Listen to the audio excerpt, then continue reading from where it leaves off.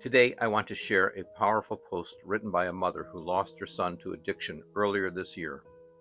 Her words are raw, emotional, and deeply important. I ask you to listen with an open heart. This is real. This is what addiction does to families. I just want to say to this mother, Shannon, and to any parent, sibling, or friend who has lost someone to addiction, your love mattered. It always mattered. Even if you feel guilt or regret, you were fighting a battle bigger than any one person could fight alone. If you're struggling with someone you love, don't wait. Reach out, get support, and remember, showing up with love, as imperfect as it might be, can sometimes be the difference between hope and despair. And if you've lost someone, your story matters, and their story matters. Listen closely. Let's get right into it. I see and hear so much about addicts, and I watch videos like the one previously posted on this site, and it breaks my heart. The reason? My son, Jamie, lost his battle on January 1st, 2025. We're raising his 2 children, ages 5 and 9. I look back now, and I have so many regrets on what I should have done and what I shouldn't have. He was still a person to me, someone I loved deeply and cared about, no matter how bad the disease became for him. Yes, I said disease, not something I ever imagined I'd say. Did it start as a disease? No, but it became one, an addiction. No different than alcohol, no different than cigarettes or vapes. It begins with a choice and turns into a need. I've always said, get the word out, and maybe that will be enough. But was it for my son Jamie? No. I tried everything. And the one thing I wish I'd done, locked him up, somewhere he couldn't escape against his will, until a full year had passed. Maybe then I could have saved him. But in the end, no matter how loud you shout their names, how many pictures you post, how many warnings you give, it won't change a damn thing.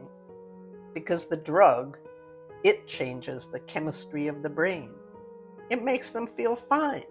It makes them feel happy.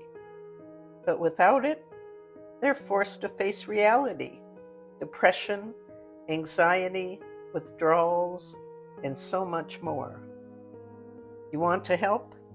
Build a place, a safe place, a locked place, a place where they get help and the tools they need to recover, to stay recovered, to see a new path. I've done so much damage.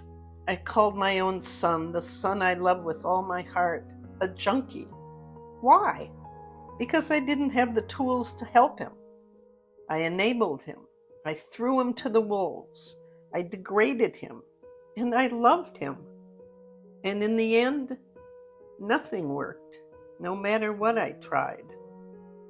So I say to you now, find a new way. Yes, show their faces, say their names, because maybe someone will turn around and offer them help, and maybe they'll say yes. But do I believe we should just let them overdose? No. I am haunted every day, every minute by the loss of Jamie. That will never change. I can't undo what I did, or didn't do. But I can try to help someone else. If I can save even one person, it might make up for losing Jamie. If you've never lost someone close to addiction, then you don't know the anguish, the children left behind, the guilt they carry, the pain. Some days they don't want to live. Yes, we deal with this addiction. We don't treat smokers this way. We don't treat vapors this way, or alcoholics. But this, yes, it's spreading, and it's getting worse. So if you know something, reach out. Reach out to me, and I'll deliver the information to whoever it needs to go to. But if you're just going to sit back and say, let them overdose and die, then you've never revived your child, your parent, your sibling, your friend. That's it, friends. That's Shannon's story. Very painful story.